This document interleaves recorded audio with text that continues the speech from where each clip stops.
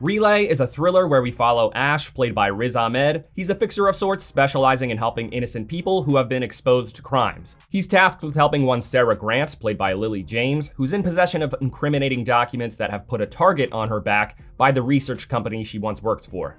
Ash communicates with her anonymously using the Tri-State Relay service, using a device that keeps him from being traced. He gives her several convoluted directions in order to shake off the group of professionals hired to catch her, but his plan has several wrenches thrown in it as his isolation gets the better of him and the operatives start pursuing him instead. So this is a crime thriller that is less so about the victim dodging trouble, and more so about the efforts of the guy trying to help her. From the marketing material, it might seem like Sarah is the protagonist with Ash being the supporting character, but it is very much the opposite. This is Ash's story, and it is one about atonement. We follow a guy who struggles with the weight of his past. He wants to right his wrongs by helping others get out of the grasp of powerful people and corrupt systems. Morality is a big topic here. On Sarah's end, there are complexities that come with holding the whistle that you want to blow at corrupt powers when heavy consequences present themselves for doing so. On Ash's end, it's a struggle every day to do what he does, even when it might not be in his best interest to keep working. There is a financial incentive for what he does, but he is mainly driven by his quest for redemption and his desire to help people. This is made clear by the fact that he is receiving payments up front, so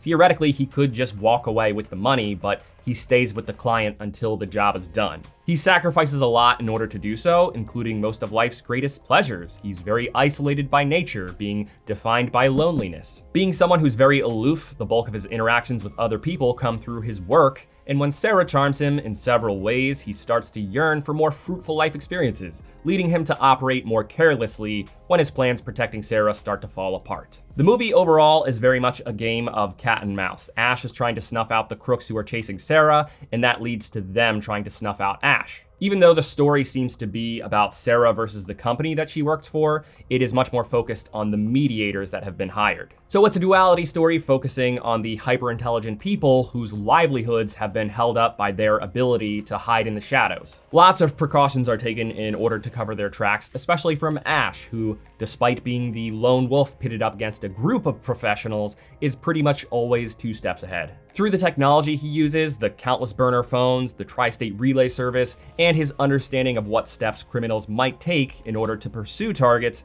he is very good at walking criminals into traps. The movie thankfully knows that the audience is very well aware that wiretapping is a thing, so it doesn't try to emphasize that in an attempt to make it seem interesting because it's just so synonymous with this genre. The thing that's interesting, of course, is the way that people navigate that, as well as the ways that Sarah is directed to navigate the people chasing her. It's a battle of wits. While there is a little bit of action in the movie, it's mostly carried by suspense and the intrigue that comes with our protagonists dodging the bad guys. The tone of the movie is pretty calm. It is sometimes better described as bleak or somber, but always calm, which keeps the movie feeling understated and away from cheap thrills. This does, however, contribute to the movie's issues with pacing.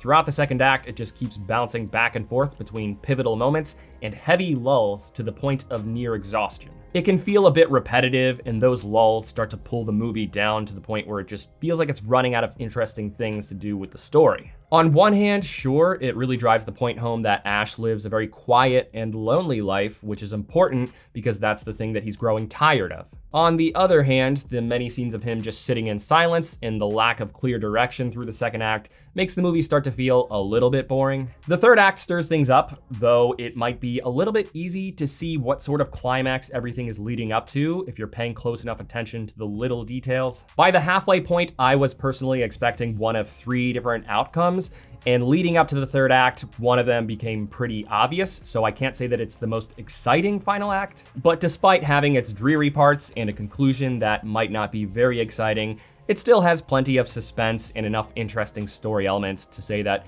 it's pretty entertaining for the most part. So I'd call this a pretty decent movie overall. If you're looking to watch a thriller that's interesting enough to hold your attention and subverts a lot of the genre cliches, this one could be a good watch. But if you're looking for something that fully breaks the mold of this genre and delivers on all fronts, you might be setting your expectations too high for this one. It's probably one to wait for on streaming. There's not going to be much energy floating around the movie theater.